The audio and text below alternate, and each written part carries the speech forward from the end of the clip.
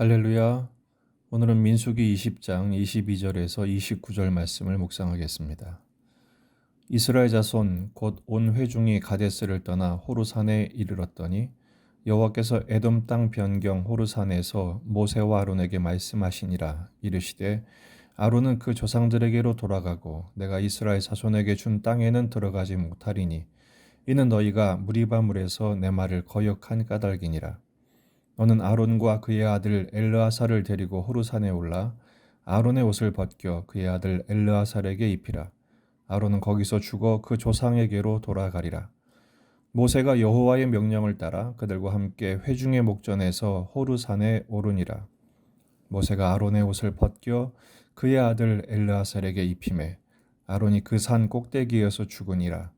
모세와 엘르아살이 산에서 내려오니 온 회중 곧 이스라엘 온 족속이 아론이 죽은 것을 보고 그를 위하여 30일 동안 애곡하였더라. 아멘. 본문에 계시된 주님은 어떤 분이신가? 은혜로운 최후를 맞이하게 하시는 분이십니다. 민수기 20장은 죽음의 장이라고 할 수 있습니다. 1절에서 미리암이 죽죠. 그리고 마지막 부분에서 아론이 죽습니다. 이제 명실공히 출애굽 1세대에 막이 내려지고 있는 것이죠. 하나님께서 모세를 통해서 아론의 죽음을 예고하십니다. 그리고 그 이유도 말씀하시죠. 그리고 호르산에 올라서 그의 죽음을 진행케 하십니다.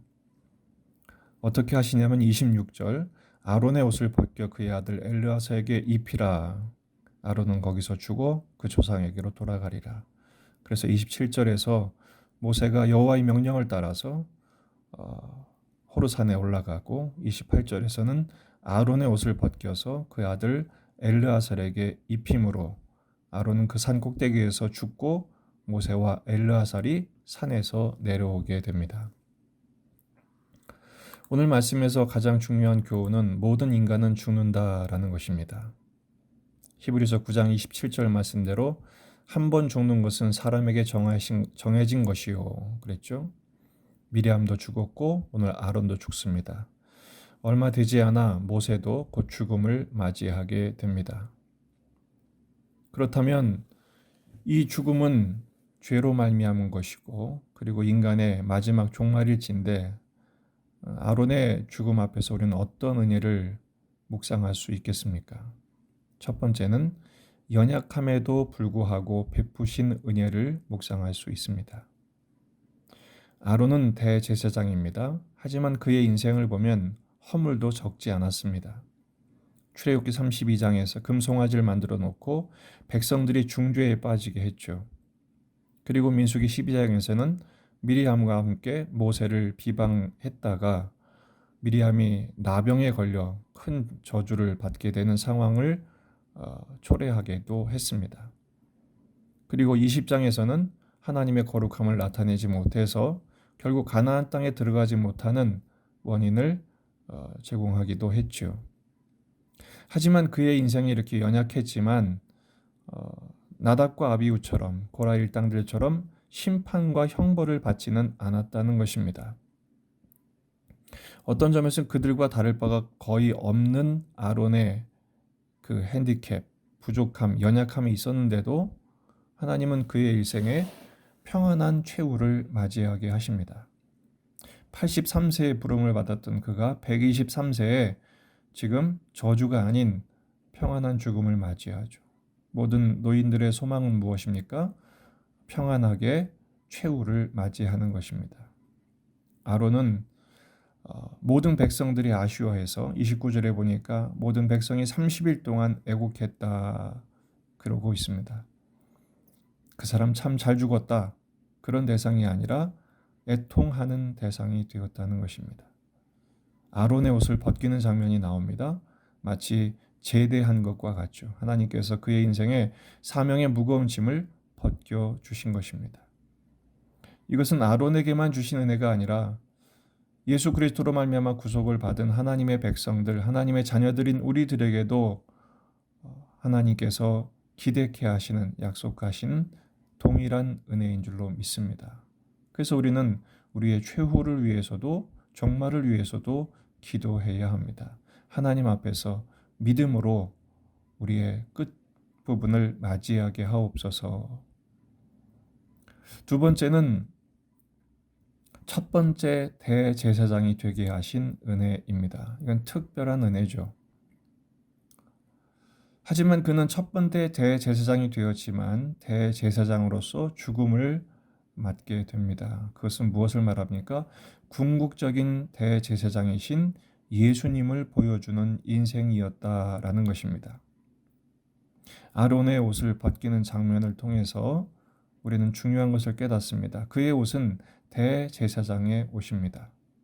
그런데 이 대제사장도 죽음 앞에서는 방법이 없다는 것입니다. 대제사장도 죽습니다. 원래 대제사장의 역할이 뭡니까? 백성의 죄를 속죄해서 하나님께 나아가게 하는 역할이지 않습니까? 그런데 그런 대제사장도 자기 죄를 속해야 하고 결국은 자기도 죽고 맙니다. 우리에게 진정한 제사장이 필요한 것을 설명해 주는 것이죠. 히브리서 6장 20절 말씀을 보면 그리로 앞서가신 예수께서 멜기세덱의 반차를 따라 영원히 대제사장이 되어 우리를 위하여 들어가셨느니라. 인간 대제사장은 자신의 죽음으로 한계를 가질 수밖에 없지만 우리에게 단번의 제사로 영원한 대제사장이 되어주신 예수님이 계시다는 것을 보여주는 인생이었다는 것이죠. 물론 우리는 대제사장일 수는 없습니다.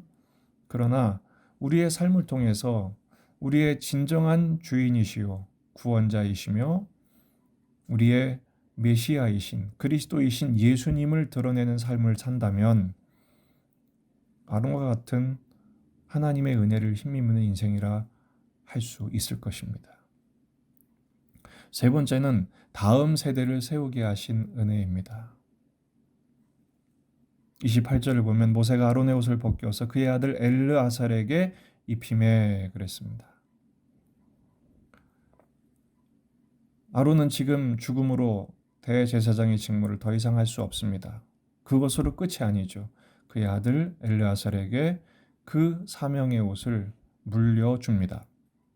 자신은 가나안 땅에 들어가지 못한 아쉬움이 컸겠지만 그의 아들 다음 세대인 엘르아살이 약속의 땅에 들어가서 그 사명을 잇도록 하게 하신 은혜가 있다는 것이죠. 성경을 보게 되면 공통적인 복된 인생들의 특징이 있습니다. 그건 후계자를 잇는 것입니다. 모세는 여호수아를 남기죠. 그리고 지금 아론은 엘르아살을 남깁니다.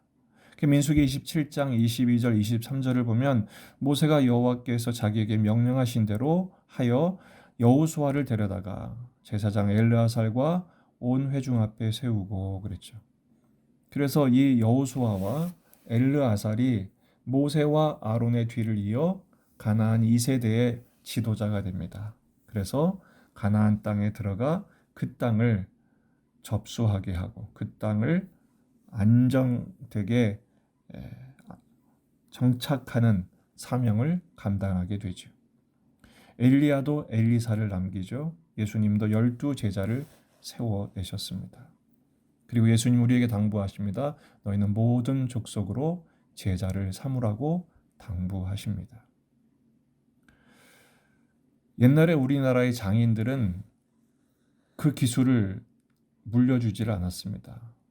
우리나라의 고려청자, 이조백자의 그 도공들이 얼마나 놀라운 기술을 갖고 있었습니까? 하지만 그 대가 끊기고 말죠. 왜 그러죠? 고집을 부린 것입니다. 정말 놀라운 장인은 대를 잇게 하죠. 그리고 사실은 그것이 축복인 것입니다. 여러분, 우리는 어떤 후대를 남기게 되겠습니까? 못된 성질, 고집불통인 것을 물려주는 그런 인생이 아니라 비록 우리가 아쉬움이 많이 남지만 예수님을 닮기 위해 예수님의 제자로 하나님 나라의 일꾼으로 쓰임받는 모습, 좋은 영향을 끼치는 선한 리더로서 믿음의 다음 세대를 세우는 것이 가장 큰 사명이요 또한 축복일 것입니다. 베드로전서 5장 3절 4절 말씀을 보면 맡은 자들에게 주장하는 자세를 하지 말고 양무리의 본이 되라. 그리하면 목자장이 나타나실 때에 시들지 아니하는 영광의 관을 얻으리라. 본이 되어주는 인생. 그래서 뒤를 따르는 다음 세대를 세우는 인생만큼 복되고 영광스러운 인생이 없다는 것입니다. 오늘 말씀을 가지고 세 가지 기도 제목을 함께 나누며 하루 종일 기도하고 또한 우리의 평생의 기도의 제목으로 삼기를 원합니다. 첫째, 복된 종말을 위해서 기도하십시다. 평안한 최후, 복된 인생, 다른 사람들에게 아쉬움이 되고 본이 되어주는 삶을 살게 하옵소서. 그렇게 살려면 매일이 종말인 것처럼 살아야 합니다. 후회 없는 인생을 살아야 하죠. 이렇게 복된 인생을 살 수 있는 길은 오직 예수님과 동행하는 것밖에 없습니다. 예수님 오늘도 나와 함께 하셔서 나를 깨우쳐 주시고 가르쳐 주시고 지도해 주시고 인도하여 주옵소서. 두 번째, 예수님만 드러내는 삶을 살도록 기도해야 할 것입니다. 아론은 대제사장이신 예수님을 드러내는 인생을 살았습니다. 물론 허물이 있었지만 말입니다. 우리도 마찬가지입니다. 이 싸움을 하셔야 됩니다. 나를 드러내는 인생이 아니라 주님만 증언하는, 주님만 높이는 인생 되게 하옵소서. 세 번째, 다음 세대를 준비하고 다음 세대를 이어가는 축복의 인생 되게 해달라고 기도하십시다. 복음과 사명의 대를 잇도록 우리 자녀들이, 후손들이, 또 믿음의 후배들이 나를 통하여 거룩한 도전과 그리고 본을 받는 삶을 살 수 있도록. 여러분, 복된 인생은요, 자신의 발자국에 책임을 질 수 있어야 됩니다. 주님께서 주의 이름을 위하여 우리를 의의 길로 인도하시는 그 은총으로 우리를 붙들어 주시도록, 그래서 내가 걸어온 길을 따라오는 우리의 자녀들이, 후배들이 정말로 본 삼고 그리고 선한 영향을 끼치는 인생을 살 수만 있다면 성공적인 복된 인생일 것입니다. 이렇게 우리의 삶을 이끄시도록 기도하고, 그런 마음으로 오늘 하루도 한 걸음 한 걸음 성실하게 신실하게 주님의 뒤를 따르는 그리스도의 신실한 제자들 되시기를 주의 이름으로 축원합니다.